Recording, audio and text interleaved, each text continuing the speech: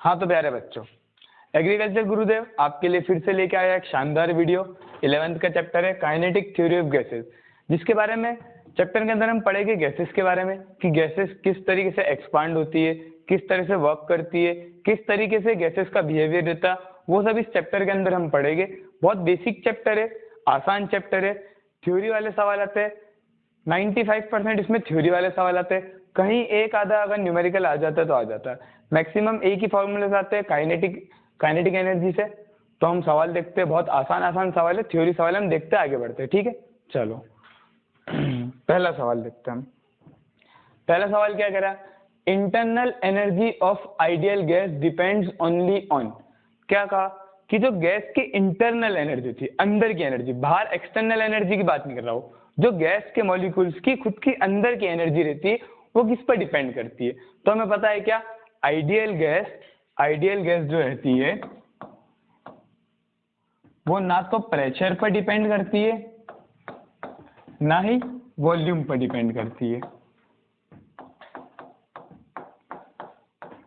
Ideal gas जो हमारी रहती है ना वो प्रेशर पर डिपेंड करती है ना वो वॉल्यूम पर डिपेंड करती है। तो किस पर डिपेंड करती है, आइडियल गैस सिर्फ और सिर्फ टेम्परेचर पर डिपेंड करती है। किस पर डिपेंड करती है, टेम्परेचर पर। तो हमें याद रखना है कि जब भी आइडियल गैस के बारे में बात करें, क्या गैस, आइडियल गैस के बारे में जब भी बात करें तो हमें सिर्फ एक ही चीज दिमाग में आना चाहिए, क्या, टेम्परेचर।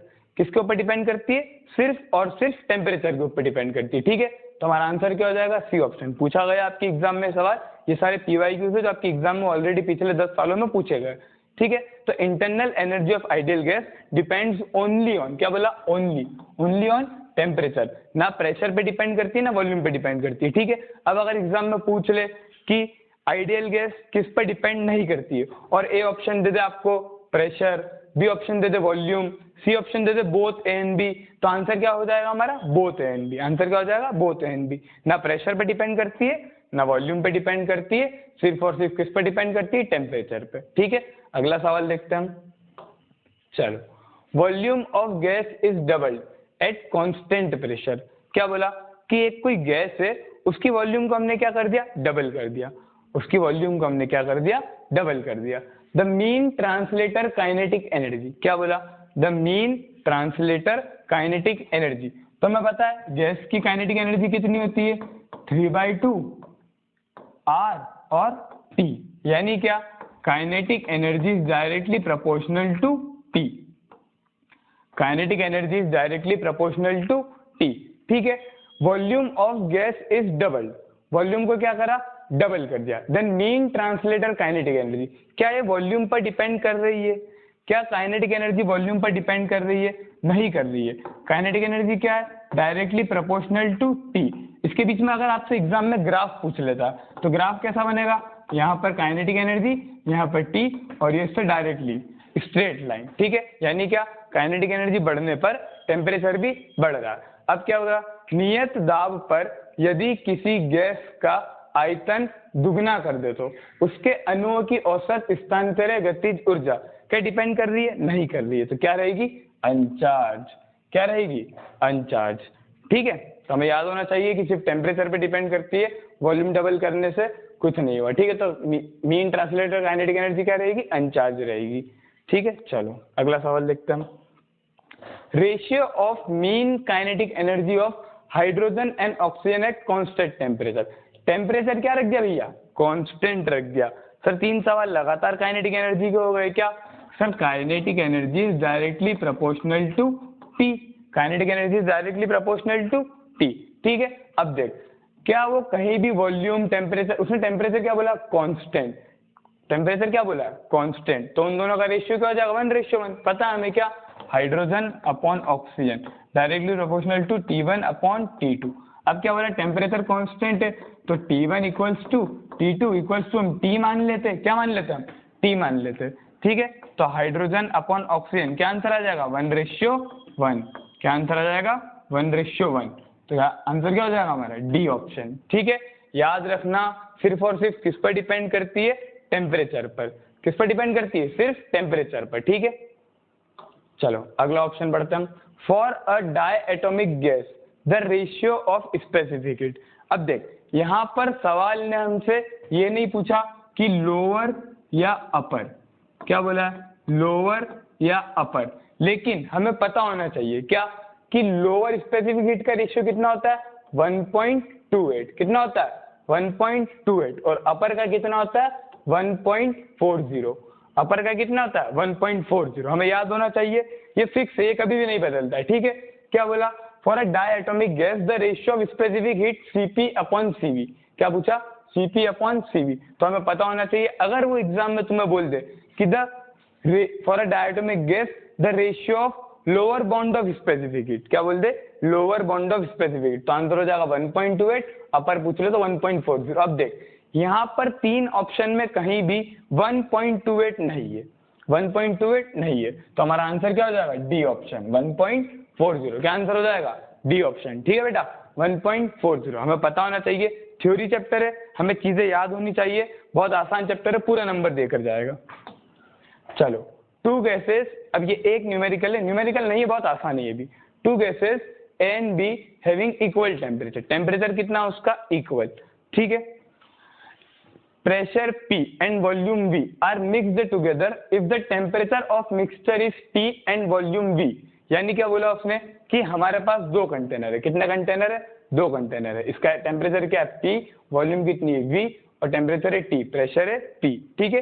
ये हमारा A कंटेनर, एक हमारा हो गया B कंटेनर, प्रेशर इसका भी P, V और T, ठीक है।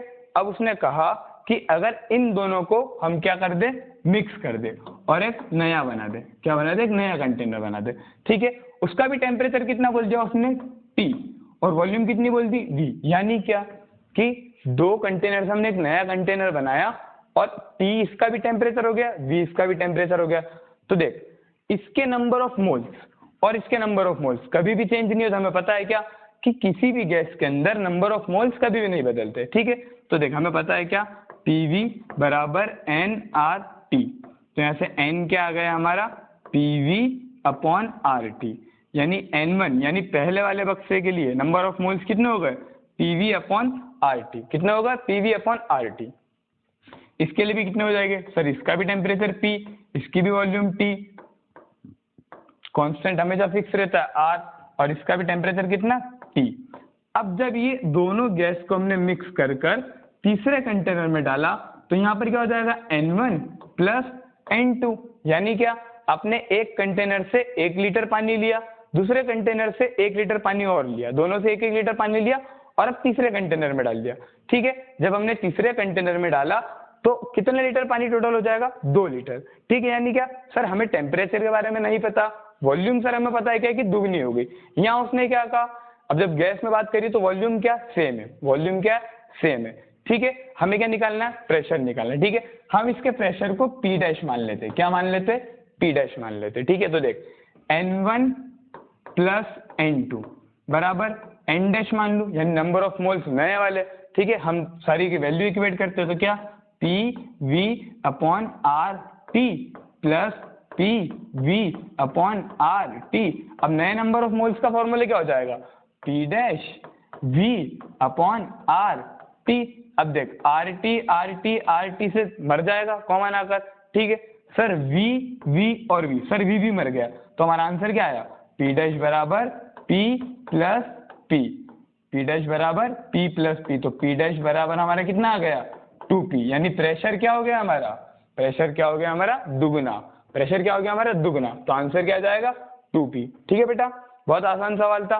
उसने क्या कहा, दो कंटेनर में जब भी अगर गैस में किसी की भी बात करें तो हमेशा ध्यान रखना नंबर ऑफ मोल्स कभी भी नहीं बदलते, क्या नंबर ऑफ मोल्स कभी भी नहीं बदलते। जब भी अगर ऐसा सवाल आ जाता है हमें एक ही फॉर्मूला लगाना है, क्या N1 बराबर N2, ना कोई बॉयल्स लॉ याद रखना है, ना कोई चार्ल्स लॉ याद करना, कुछ भी नहीं रखना है, क्या एक ही हमें पता है कि number of moles, Fajans law याद रखना। कौन सा लॉ याद रखना, फेजान्स लॉ, क्या कि नंबर ऑफ मोल्स कभी भी नहीं बदलते, ठीक है।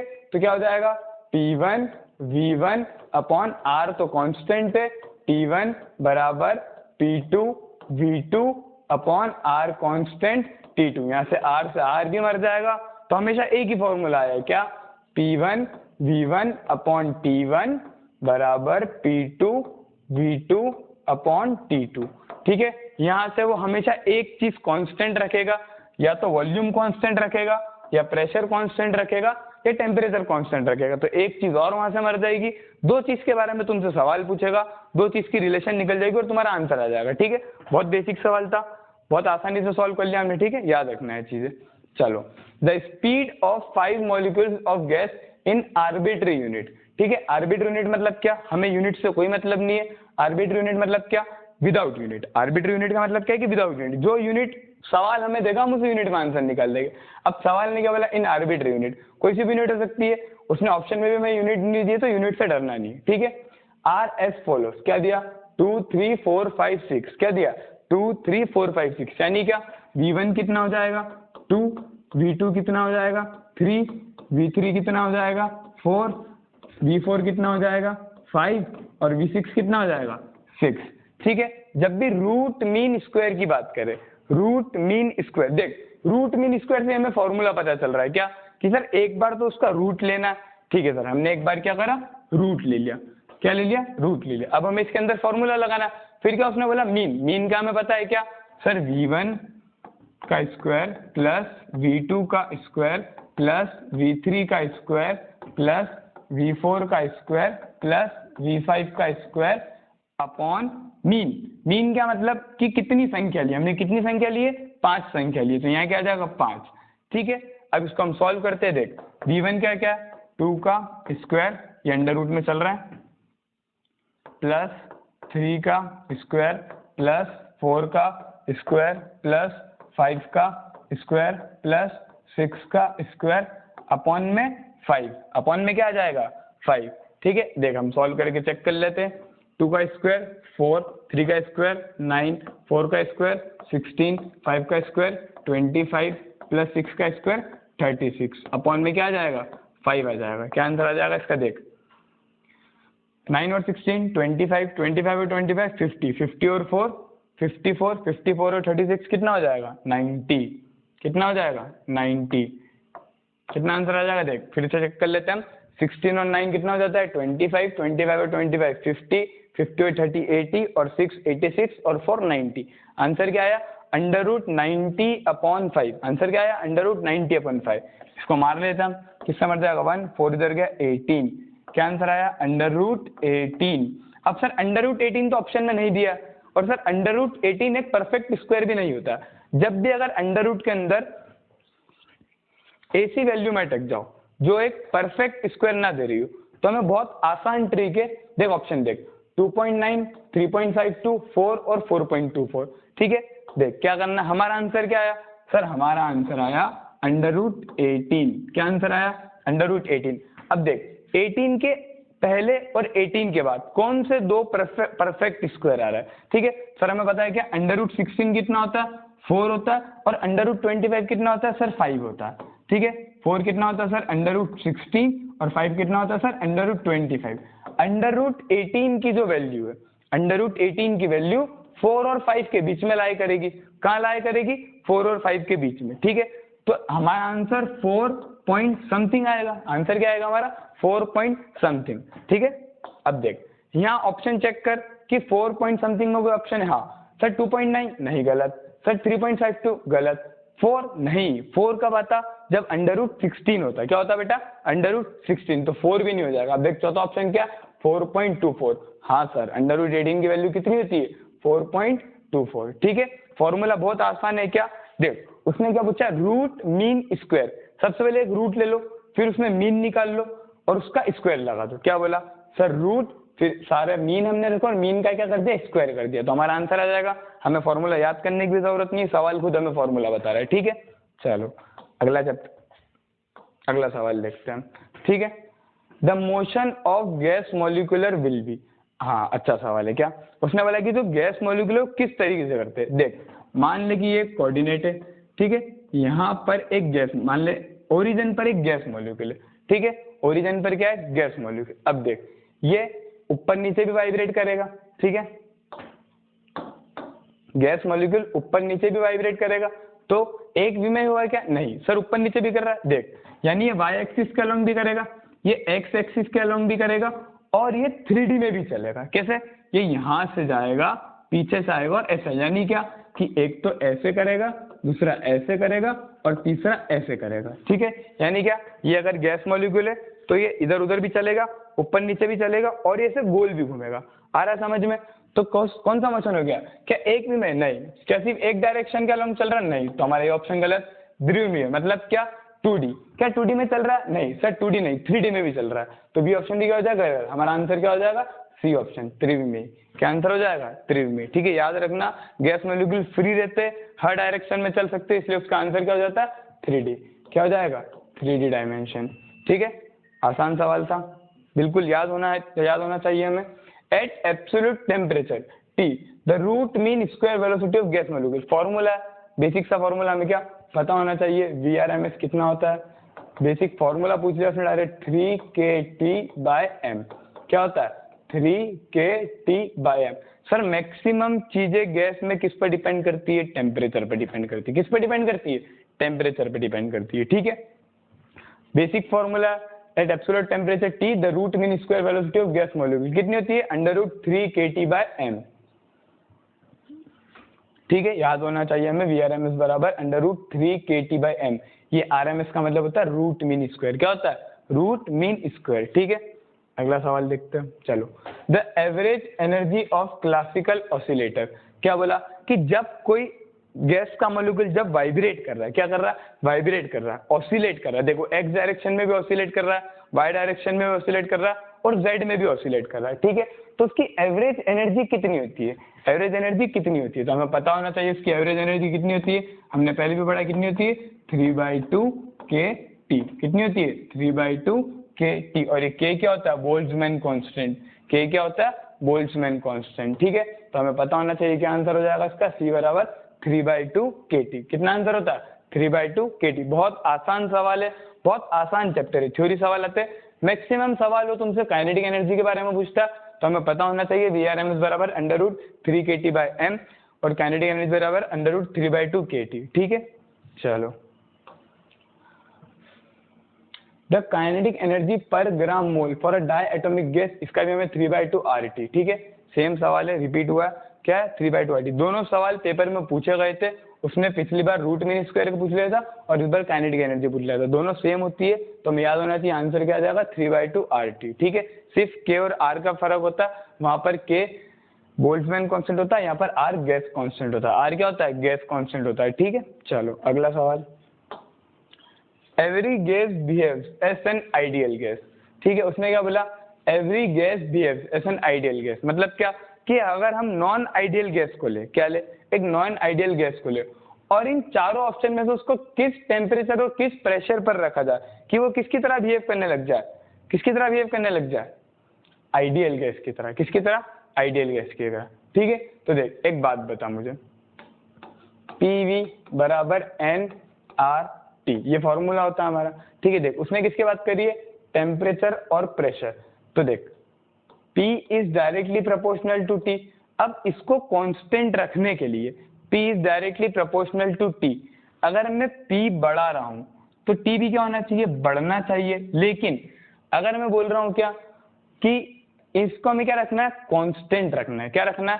कांस्टेंट रखा है। तो अगर P बढ़ा रहा हूं, मैं P क्या कर रहा हूं? बढ़ा रहा हूं, तो V ऑलरेडी क्या होगा? घटेगा।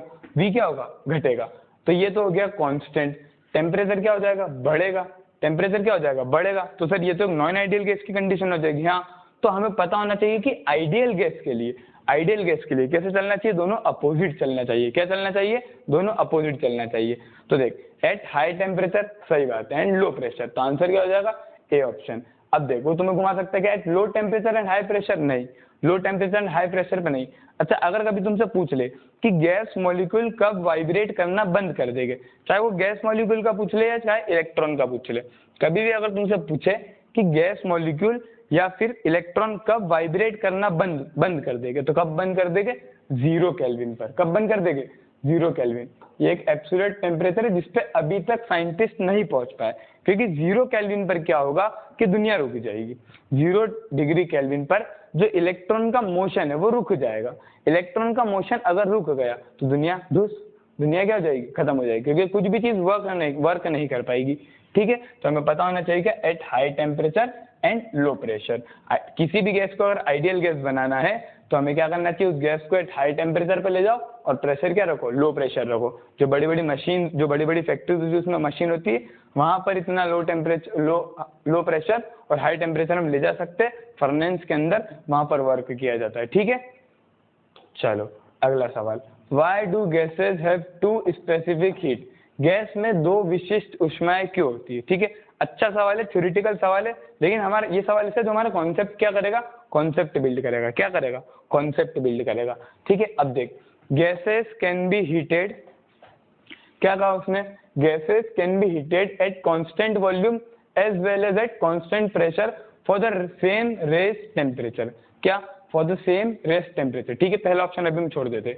Gases can coexist in solid and liquid, तो इससे टू स्पेसिफिक हीट का क्या फर्क है, उसकी जब तक वॉल्यूम नहीं बदल रही। क्या, देख, जब वॉल्यूम में चेंज आए, वॉल्यूम में क्या है, चेंज आए, तो स्पेसिफिक हीट का काम आता है। कहाँ काम आता है, फिर स्पेसिफिक हीट का। ठीक है, तो देख, अगर एक बर्फ का टुकड़ा हम 1 kg का बर्फ का टुकड़ा लाए, फिर हमने उसे पिघाल के पानी कर दिया, क्या कर दिया, पानी कर दिया, तो 1 kg का बर्फ का टुकड़ा पानी में जाने के बाद भी कितना रहेगा, 1 kg का रहेगा, क्योंकि ना कोई बर्फ का लॉस हुआ, ना हमने कोई पानी गेन करा। पानी ही बर्फ में बदला था और फिर से बर्फ क्या पानी में बदल गया। तो क्या यह आंसर हो सकता है, gases can coexist in solid and liquid? नहीं, इससे हमारी स्पेसिफिक हीट का कोई लेन देन नहीं है, तो बी ऑप्शन कट हो जाएगा। Gases can B liquefied by applying pressure, ठीक है ना, अगर गैस लिक्विफाइड हो भी रही है तो उससे स्पेसिफिक हीट का क्या मतलब, ये तो कुछ अलग ही चीज हो गई कि आपने प्रेशर करा तो गैस को आपने लिक्विड में बदल दिया, उससे भी हमें स्पेसिफिक हीट का कोई लेन देन नहीं। ठीक है, तो सी ऑप्शन भी क्या हो जाएगा, गलत हो जाएगा। अब देख, it has no definite shape of its own, अब देख, गैस का कोई खुद का शेप नहीं होता है। ठीक है, मान लो गैस को तूने इस बोतल के अंदर फिल करा, तो जो इस कंटेनर का शेप है गैस वही शेप ले लेती है।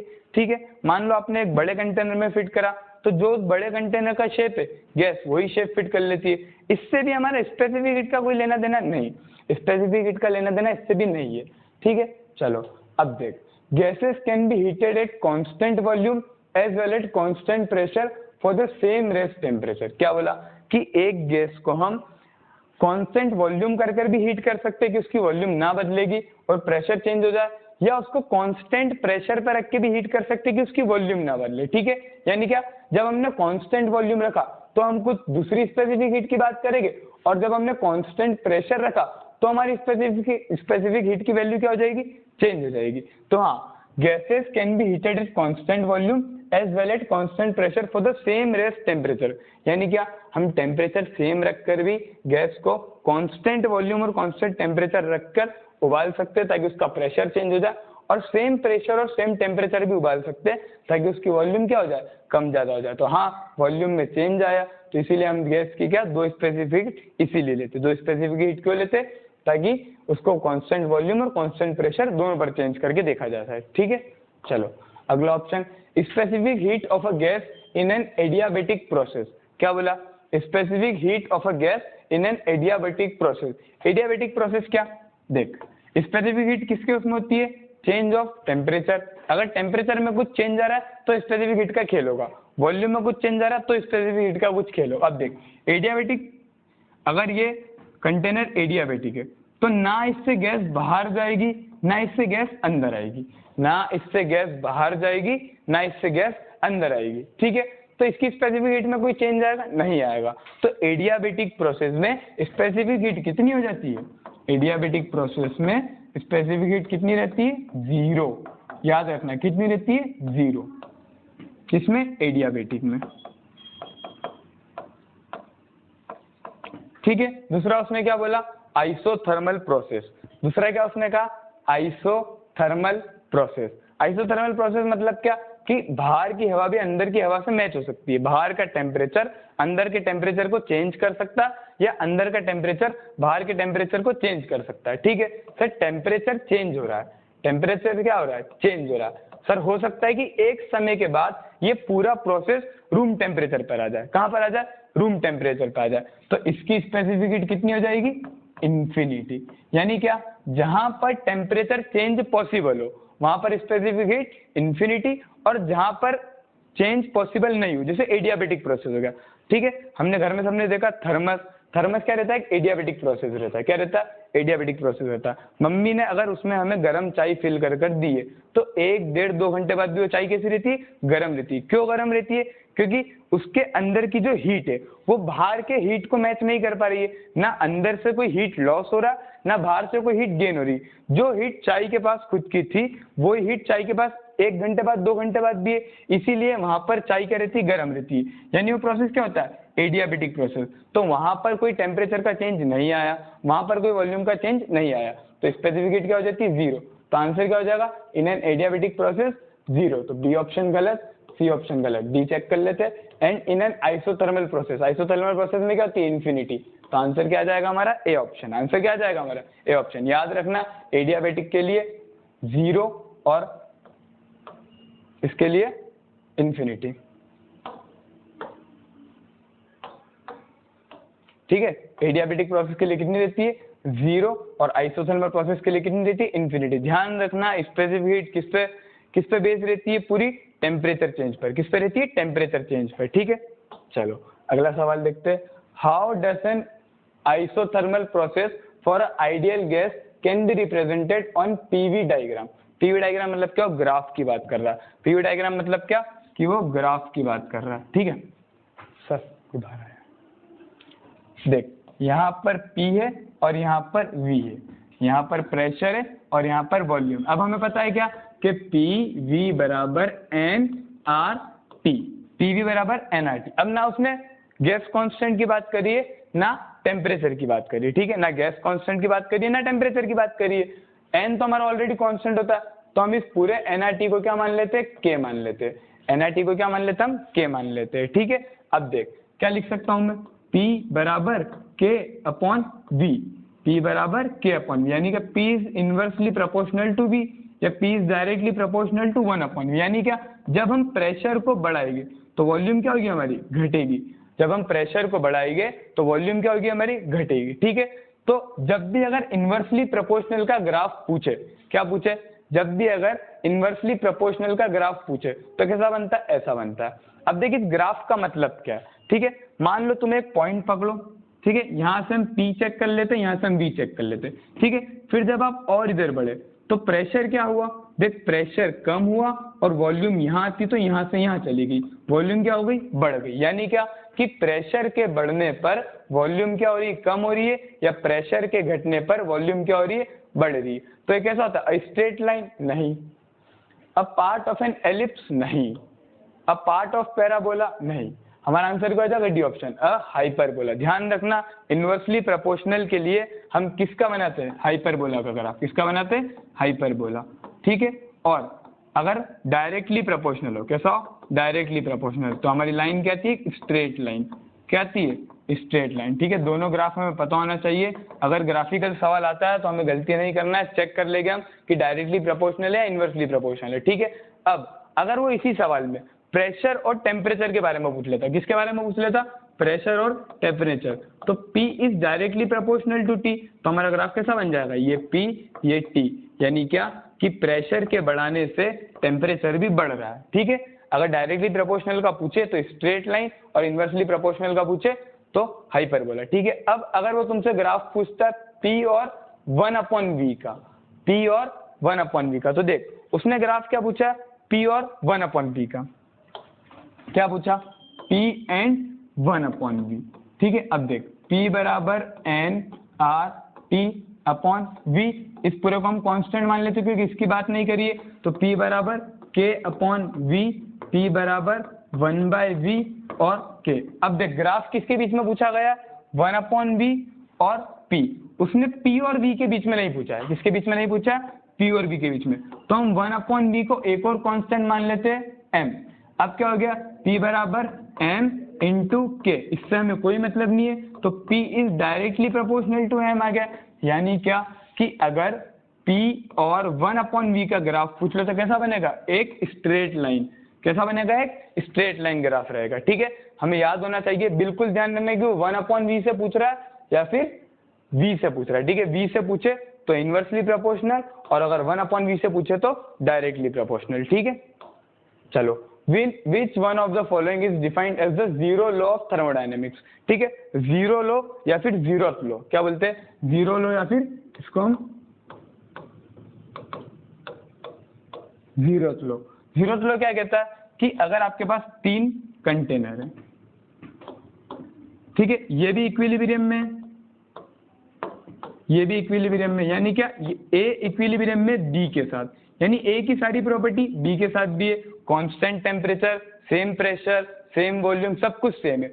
और बी इक्विलिब्रियम में सी के साथ, यानी जो बी का टेम्परेचर है वही सी का भी टेम्परेचर है, जो बी की वॉल्यूम है वही सी की भी वॉल्यूम है, और जो बी का प्रेशर है वही सी का भी प्रेशर। यानी क्या कि अगर हम बी और सी को एक लाइन से जोड़ दे, बी और सी को क्या करे, दोनों को आपस में इंटरकनेक्ट कर दे, तो ना इसमें कुछ टेम्परेचर चेंज आएगा, ना इसमें कुछ टेम्परेचर चेंज आएगा, ना इसमें कुछ प्रेशर चेंज आएगा, ना इसमें कुछ प्रेशर चेंज आएगा। क्यों, हमें पता है प्रेशर चेंज कब आता है, जब हाई प्रेशर से चीजें कहाँ चले, लो प्रेशर की तरफ। अगर सेम प्रेशर है, इधर भी मान लो प्रेशर सेम है और इधर भी सेम है, तो ना कोई हाई आया ना कोई लो आया, यानी कोई डिफरेंस नहीं आया, तो प्रेशर चेंज नहीं होगा। अब जीरोथ लॉ क्या कहता है कि अगर ए इक्विलिब्रियम में बी के साथ और बी इक्विलिब्रियम में सी के साथ, तो ए भी इक्विलिब्रियम में होगा क्या, सी के साथ। यानी क्या कि अगर मेरा एक बड़ा भाई है और उसका भी एक बड़ा भाई है, तो डायरेक्टली मैं छोटा भाई हो गया किसका, सबसे बड़े वाला भाई का। आया समझ में क्या कि एक फादर के कितने लड़के, 3, कितने लड़के, 3 लड़के। ठीक है, अगर ये इसका भाई और ये भी इसका भाई, तो डायरेक्टली थर्ड और फर्स्ट भी क्या हुए, भाई भाई हुए ना। तो याद रखना है क्या, किसके बारे में बात करना, थर्मल इक्विलिब्रियम। ए बी के साथ इक्विलिब्रियम में, बी सी के साथ इक्विलिब्रियम में, तो A is directly in equilibrium with C. ठीक है, क्या इंटरनल एनर्जी के बारे में बात कर रहा है, नहीं। क्या प्रेशर के बारे में बात कर रहा है, नहीं। क्या टेम्परेचर के बारे में बात कर रहा है, नहीं। तो आंसर क्या आ जाएगा हमारा, थर्मल इक्विलिब्रियम। क्या आंसर आ जाएगा हमारा, थर्मल इक्विलिब्रियम। ठीक है, चलो अगला option, which one of the following property make a gas different from condensed matter. ठीक है, अब देखो क्या बोल रहा है कि निम्नलिखित में से कौन सा एक गुणधर्म गैस को संघनित पदार्थ से भिन्न बनाता है। सर गैस की प्रॉपर्टी सब कुछ सेम रहती है, लेकिन फिर भी हम इसको अलग से क्यों पढ़ते, देख, gases cannot form free surface. Sir ठीक है, तो हम कभी कभी लिक्विड के लिए भी बात कर ले, तो पहला ऑप्शन तो नहीं हो सकता। ठीक है, gases do not have any colour. Sir gases में कोई कलर नहीं होता, सर जरूरी नहीं है। सर जब गैस जलती है, सर हर गैस की अपनी अपनी अलग अलग फ्लेम रहती है, तो वहां से हमने ये साबित करा था कि गैसेस के पास भी क्या होता है, कलर होता है। गैसेस के पास भी क्या होता है, कलर होता है। Gases can exert buoyant force, नहीं। बॉयंट फोर्स किसके बारे में बात करता है, लिक्विड के बारे में। किसके बारे में, लिक्विड के बारे में। ठीक है, gases have ability to flow. हाँ, गैसेस के पास कौन सी एबिलिटी होती है, फ्लो करने के लिए। यानी क्या कि अगर मैंने इस बोतल में कोई गैस फिल करी, तो वो किसका शेप बना लेगी, इस बोतल का शेप। किसका शेप बना लेगी, इस बोतल का शेप। ठीक है, तो इसका आंसर क्या हो जाएगा, gases have ability to flow. Gases have ability to flow. ठीक है, चलो हमने kinetic theory of gases chapter पूरा खत्म कर लिया। आसान चैप्टर था, थ्योरी चैप्टर था। हमें 2-3 चीजें याद रखनी है। क्या, एक तो उसका काइनेटिक एनर्जी का फॉर्मूला 3/2 RT। अगर रूट मीन स्क्वायर की बात करें तो √V1² + V2² + V3² ... Vn²। जितनी भी उसने वेलोसिटी दी है अपॉन जितनी वेलोसिटी दी है उससे डिवाइड कर दो, आंसर आ जाएगा। वही आंसर आपका क्या होगा, रूट मीन स्क्वायर। ठीक है, बाकी सारे थ्योरी क्वेश्चन थे, हमने अच्छे से पढ़े। आशा करते हैं आपको चैप्टर अच्छे से समझ में आया होगा। एग्रीकल्चर गुरुदेव की तरफ से ऑल द बेस्ट। पढ़ते रहिए, आगे बढ़ते रहिए।